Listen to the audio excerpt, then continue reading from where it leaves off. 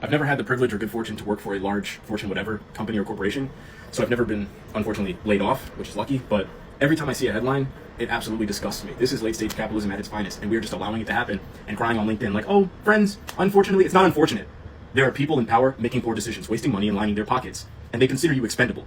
I just read a headline that says Procter & Gamble is firing 7,000 people. 7,000 people, just like you and I, waking up, realizing they don't have work anymore because the company decided they were useless. We mismanaged some money, we want to replace you with a robot and keep our fucking fat people at the top happy. So, sorry, you gotta go. Go ahead and uproot your life. Good luck to you. We don't have a fucking relationship anymore. You were building a career? No. You were sitting and waiting until we figured out how to replace you for cheap. It's absolutely disgusting. And what I'd love to see is, every time a major corporation does this, we the people say, okay, you want to save some money? Save some more. 7,000 people getting fired from Procter & Gamble? I hope I see another 10,000 quit. We have good experience. We don't want it wasted at a place where our jobs could be in jeopardy because of mismanagement. I wish we would fight back seriously. Do you see how successful the Target boycott has been? The only thing they answer to is the dollar. They're demons. God, I know like job security is serious. I'm coming from a place of not privilege because I'm still looking. I don't have a job to quit defiantly. But damn, if I woke up and saw my organization was firing a bunch of people, I'd be looking the next day. Send a message back. You're expendable? No, we have autonomy. Like, we are the working class. What the fuck? We can't just allow them to do whatever and say whatever and get away with whatever. Enough is enough. 7,000 people after a nod and a wave. Bottom line, whoops, we fucked up. Sorry, go find something else. That's crazy. Make them feel it. Answer back. Organize. You know what? 5,000 of us decided we're ready to move on. This place sucks. You fired our friends because you fucked up. It's wrong. That has to stop. Fucking mass layoffs in 2025? Are you kidding me? But we're supposed to be in advanced economics. What the fuck? Bro, this is all fucked up. It is insane. And we are allowing these people, the government and these corporations who are in cahoots to save themselves money and screw us out of it, continue to win on our backs. It's wrong. It's oppressive. It's disgusting. And if you don't get this riled up when you read that shit, you've been desensitized. You've had your consciousness colonized and your humanity, goddamn, stripped from you. My heart bleeds for people trying to build and get by, who are subject to forces that they are trying to fight against, but they cannot. It's evil, pure evil. And we have the power to stop it. I read that the CEO of Target taking a 50% fucking pay cut. Their stock plummeted like half. Jesus Christ, like, we can do this. Now is the time. Stop shopping at places that don't love you or represent you and actually hate you. Stop eating poison at these fast food places who are destroying your neighborhood. Like, stop supporting corporate greed. In a sentence, stop supporting government corruption. Call this shit out. That's the only reason I made this fucking TikTok, is because I'm tired of just talking about this in small circles and annoying people I actually know because they don't have the time of day. I'm exhausted. I can't not think about this. I can't turn a blind eye or turn it off in my mind. I know too much. Everybody needs to wake the fuck up. Y'all have to catch up. I'm not going to shut up. Catch up. God. 7,000 people. That's just the beginning, and we're in the middle of this. They are trying to grind down the workforce after 2020 because people started having autonomy. They want to work remote. They want a hybrid schedule. They want to relocate. And then they were like, nah, fuck all that. Bring back rude, evil leadership. That's the headlines I'm reading. Bring back forceful, no more DEI, no more... They don't want you to enjoy your life. They want you to be a slave. You understand that? A salaried slave. If you're lucky to even get that far. They want you dumb, distracted, and divided so that they can do whatever the fuck they want and people will just accept the crumbs that they pass out after they burn everything. I can't get down with that. That's not what this country is supposed to be about. That we can do so much better than that, but we have to get serious. They're serious. They're doing it. They're cutting programs and entire divisions of government. They have idiots running the secretary. I can't even speak. So I'm going to close it here. But I am going to post this because I'm real rap raw on this side. I don't give a fuck, bro. This is infuriating. It is disgusting. We have to do something about this. At a major macro level and at a micro, like, person by person, interpersonal level. Like, please, I'm asking you to, like, have a consciousness. If you watch a second of this or more, like, get in tune with yourself, your soul, your fellow man, like, your fellow community member, and, like, hold tight to your heart and, like, brace yourself for more bullshit, but arm yourself against their aggression because this is war. It's actual class warfare, obviously. These people have had power for a long time. They're scared about keeping it. They do not deserve it and don't know what to do with it, except hoard it and make it harder for other people to have some. I don't know what the hell the deal is, but it's gross. And we all know it. We all see it. But, like, nobody wants to say anything about it. This is evil. A company that's mass laying people off doesn't know how to run. The fucking people at the top are the ones who should be fired because you didn't know how to lead. You can't read a fucking balance sheet. And you're playing with people's lives. It's unacceptable. God. Shouting to the virtual void again. For what?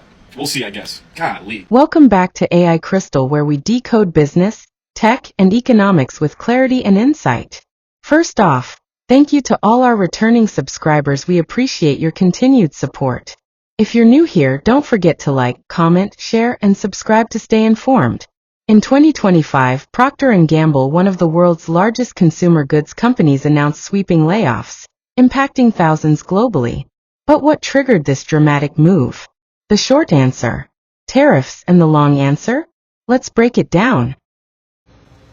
It's Joe from Georgia. So Procter & Gamble, one of the largest consumer products company in the world, has announced that they're laying off 6% of their worldwide workforce. And the reason that they're putting out that they're having to do this, and they said they're going to have to raise their prices on their products, is directly related to tariffs. Because the raw materials that they use come from across the world are all being tariffed to the point to where either the consumer has to pay the price or they have to do tons of budget cuts, like laying off 6,000 people. And what they said is it's making America unemployed again. And they also said, this is coming out, is that it's a terrible economic policy that is being put out, and that the President of the United States does not understand or know what he's doing. So we're talking a company that is here in the United States for over 100 years. They're laying off workers. They're saying that the economic uncertainty, the consumer confidence has dropped, and the prices have went too high. So more layoffs in the future for an American company. Procter & Gamble is cutting 7,000 jobs globally. Procter & Gamble is a massive company, maker of Gillette, Tide, Charmin, and Pampers. They also make Febreze, Olay, Pantene, Mr. Clean, Duracell, and Crest toothpaste, amongst many other iconic brands. But they are saying that they are having to do these layoffs thanks to the higher cost imposed by customs duties, also known as tariffs. Procter & Gamble is also cutting costs because consumers are pulling back. As you may have heard from the story I did on Dollar General, people are spending less on essentials. And it's not just at the dollar store, it's amongst Procter & Gamble's family of brands too. So once again, wherever you look in US retail, the consumer is under pressure. And you know what that is an indicator of: recession. There's simply nothing else that you can call all of these companies laying people off and all these consumers pulling back on their spending. And as much as I hate to be the bearer of bad news, more announcements like this will be on the way. It's simply inevitable with the trade policy that we have right now. So to the architects of that policy, you've just made the D3 List, a podcast about dumb, desperate, and diabolical business decisions. I think pisses me off more than hearing about people being laid off right before the holidays. You will never be able to convince me that these organizations don't know exactly what they're doing by waiting until the end of the year to fire people with no regard on how it'll affect them, with no regard the financial burden that'll come to them and their families. They know exactly what they're doing. Okay, I'm not sure what's going on in those meetings, if they're saying it's performance based or, we're so sorry, we never saw this coming. We know the timing is not ideal. It's out of our hands. Bullshit. Okay, let me tell you the top 4 reasons why these companies will continue to do mass layoffs right before the holidays, right before the end of the year, and it will piss you off, okay, if you're not pissed off already. Number 1, shocker, cost cutting for year-end financials. A lot of companies will aim to reduce expenses right before the end of the year so that they can meet or exceed their financial metrics. And the quickest way to do that is through layoffs, okay? Nothing is more expensive than the workforce. So layoffs are a good way in the eyes of these companies to boost profitability and limit losses right before they send out year-end reports. They will much rather look good in the eyes of the stakeholders than do good by the employees that have dedicated parts of their lives to that company. It's really sad. Number 2, tax and accounting advantages. I told you it'll piss you off. So if a company does layoffs before the end of the fiscal year, it will allow them to classify severance packages and restructuring costs as tax write-offs. Improving their financial standing for next year.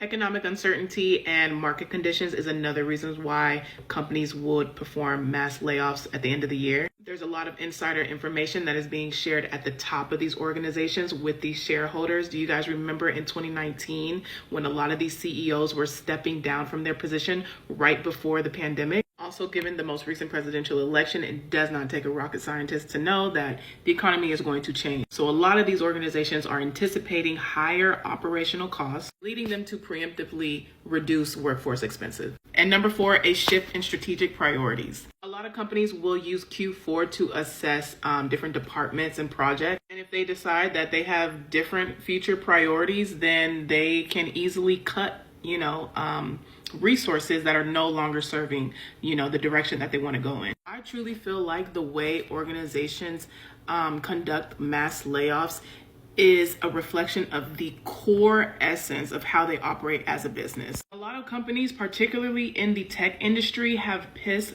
poor practices when it comes to layoffs. It is clear that they will always choose finances and the bottom line over employees. And I feel like that needs to be clocked. Okay, so consider it clocked. Let me know in the comments if these are any of the reasons that they shared with you as to why they were conducting mass layoffs, or if this is something that you already knew. All right, and make sure to follow me for more career advice. I feel like companies who are doing layoffs should be doing them in the same way that airlines try to get passengers off of oversold flights. Like, companies who need to do layoffs should be reaching out to employees at their company and saying, hey, is anyone willing to be laid off right now? Because I know there are employees at every company who are already on their way out the door. Maybe they're miserable in their jobs. They're already looking somewhere else. And maybe they'd be like, you know what? I get laid off. I get unemployment. I would have time to look for another job. I have a little financial flexibility right now. I'll do it. And then that's a win-win for the person and for the company. And if no one wants to do it, then the company could be like, all right, how about a $5,000 severance if anyone wants to get laid off? And the same way airlines do it, they just give a little bit more incentive. But instead, companies are choosing who's laid off. And so Sally Sue is getting laid off and she really can't afford it right now. Whereas Jerry George maybe could afford it and kind of wishes that he wasn't a part of this company anymore. I think this would be a win-win that would revolutionize layoffs. Anyway, this is obviously just hypothetical, so if anyone from HR sees this, I definitely am not asking for this. In 2025, Procter & Gamble, one of the world's largest consumer goods companies, announced sweeping layoffs, impacting thousands globally. But what triggered this dramatic move? The short answer: tariffs, and the long answer? Let's break it down. Over the past year, escalating trade tensions, particularly between the U.S. and several major global economies, led to punitive tariffs on raw materials and packaged goods. P&G, with its vast global supply chain, was hit hard on both fronts. Rising costs on inputs like pulp, plastics, and packaging, and declining demand in markets where prices surged. By Q1 2025, P&G reported a 12% drop in quarterly profit, its sharpest since 2008. Rising production costs collided with consumer pushback on higher shelf prices, especially in cost-sensitive markets like Latin America, Asia, and parts of Europe. Wall Street reacted fast. P&G stock tumbled 18% in 2 weeks. Facing eroding margins, P&G initiated what it called a strategic workforce realignment, a term often used to soften the blow of mass layoffs. But make no mistake, over 10,000 jobs were cut globally, including roles in manufacturing, supply chain logistics, and even some R&D divisions. Plants in North America and Eastern Europe saw the biggest hits.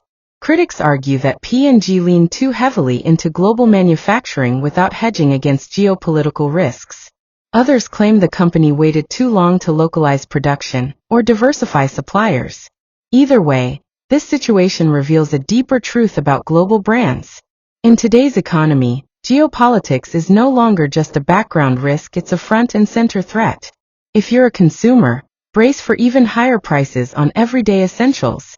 If you're an investor, consider how exposed your portfolio is to companies reliant on global trade. And if you're in the workforce, this is yet another reminder that economic shifts ripple fast and wide.